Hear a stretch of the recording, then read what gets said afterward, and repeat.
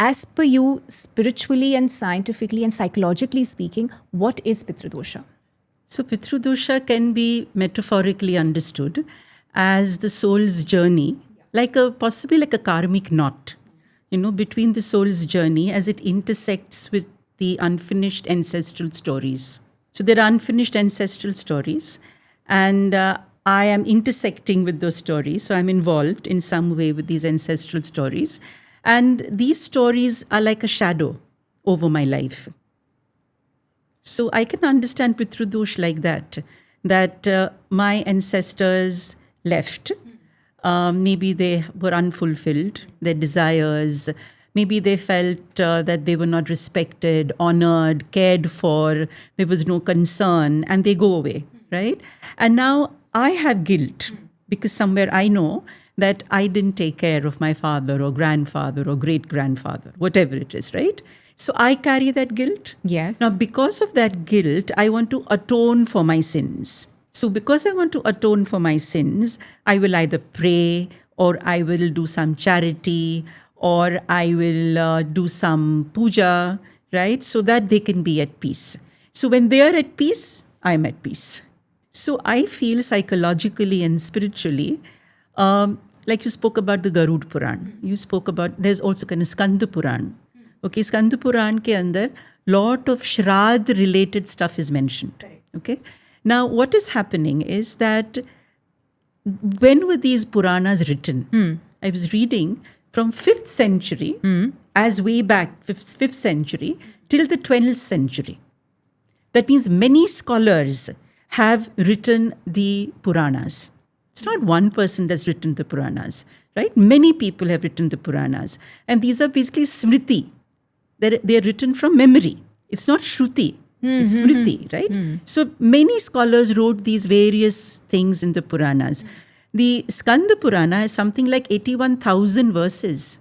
Now that means these Puranas were written at a time when possibly society was going through a metamorphosis, where elders were not honored, where maybe there was a need felt that the younger generation should be told these things. And especially then, the word dosha would have come in. Because for me, Pitru Dosha, Pitru is okay. But moment you attach dosha to it, it means you have done something wrong. Right? Because I've done something wrong psychologically, I want to redeem myself of it. शायद तुम्हें शायद नहीं पता, but basically Pitru Dosha is mentioned more in Vedic astrology. Yes. Right? Yes. So in the Parashar Hora Shastra mein, last 2 pages, okay, 863 or something like that, it is mentioned that one of the Pitru Dosha is called Pitru Shrap Dosha. अब उसके लिए आपको कौन सी remedy करनी है? 3 remedies mentioned है वहाँ पे. एक है, you have to go to Bodh Gaya and feed 1,000 to 10,000 Brahmins. Second is you have to do Godan and you have to do Kanyadan. Now this was mentioned when? हजारों साल पहले की बात है, जबकि आप 10,000 ब्राह्मण मिलेंगे तो खिलाएंगे ना.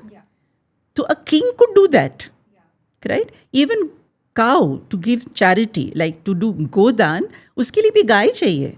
So even the kind of remedies mentioned in these scriptures today need to be altered. Okay.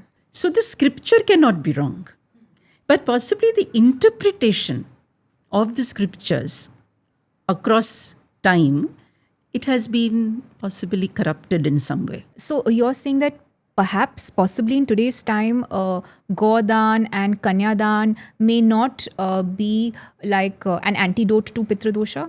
Yes, I think it is not an antidote to Pitru Dosha. कुछ और होना चाहिए.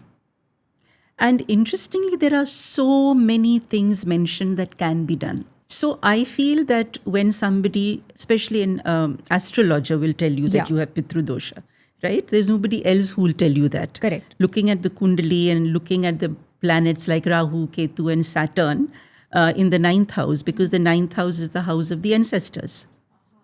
So the 159 trine that the astrologers speak about, and especially if you have the Sun and Rahu in 9th house, that is the you infer that you have Pitru Dosha.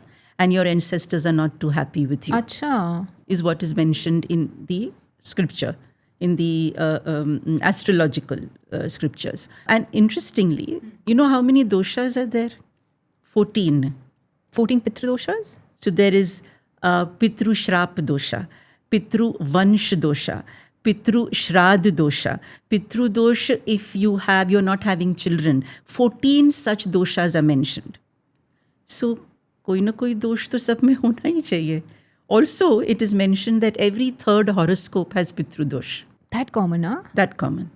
Because there are so many doshas, no? You can have doshas because you don't have children.